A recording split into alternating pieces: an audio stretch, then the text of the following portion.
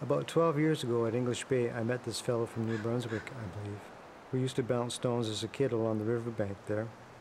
And he's kept doing it all his life, and I was really inspired by his story and what he was doing and the feel of it. So 2 years later, I started doing some stone balancing at the Capilano River.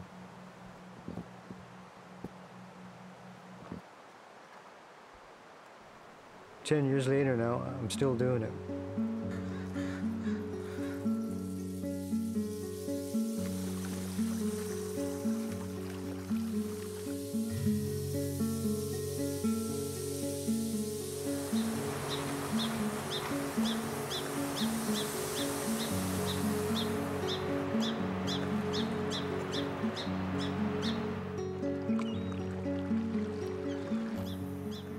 Between second and third beach, where I do them, what I love about that area is that you still have the seawall with all the interaction with people, the different height of the boulders there.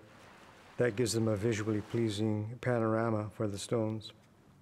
You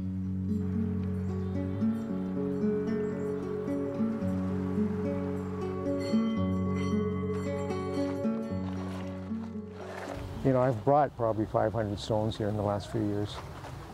I mean, so it's possible I did it. It's a lot of work, but the results, of course, what you see here is well worth it.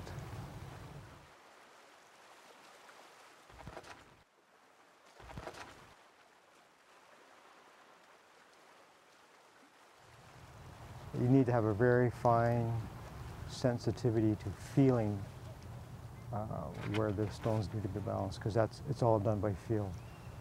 Very minute adjustments. So you have to be really tuned into that. I think that's the most important aspect.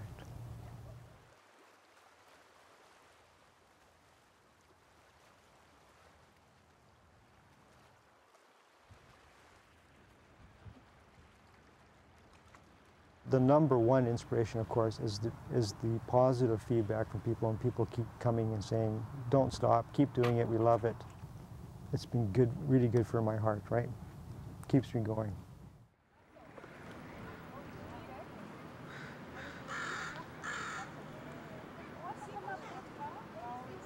Yeah, one time after I'd finished balancing the stone, all of a sudden there's this big eruption of laughter, and I'm clapping, and I turned around and there was about 50 people watching me, and they were all clapping, and I was kind of shocked because I didn't even realize that they were there.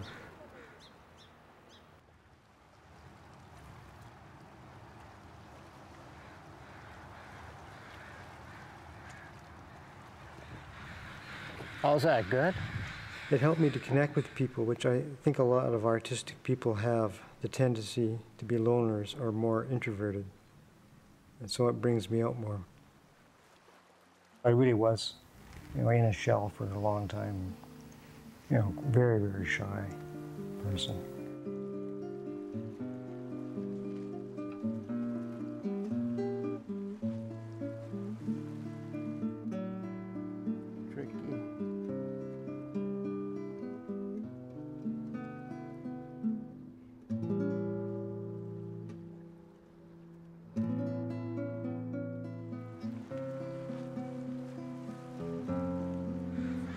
I guess I've had a lot of struggle trying to balance my own life in a world that I feel is largely out of balance. I had that part of me that always said, no, I can't do this, or I can't do that, or I'm afraid to try that. So for the first time in my life, I've done something in my creative life where nobody's had to push me, and that was balancing stones. We could try for one more.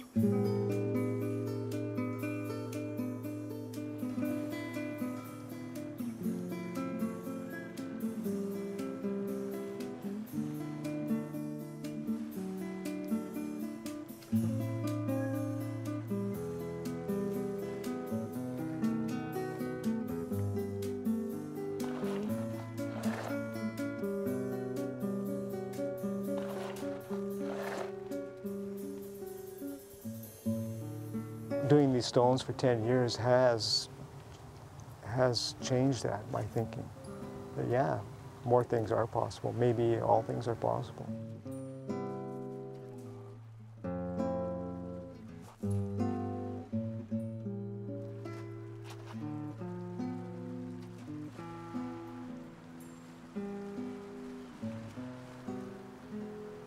You discover something new and you keep adding.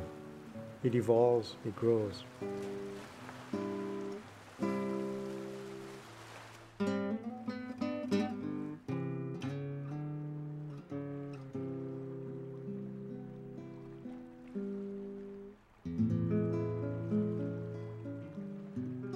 Personally, I'd love to do a book on the stone balancing.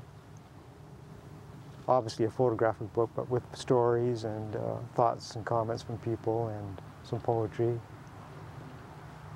That'd be great.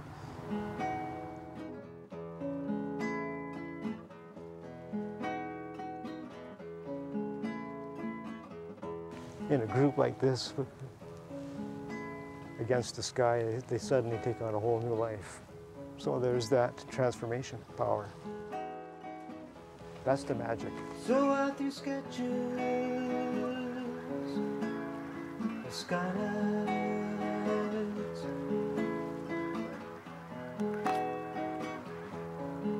towards your wall, the shadows, and you didn't look away,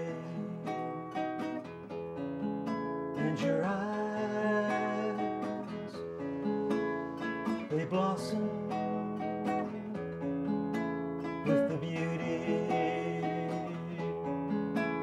of a child's creation.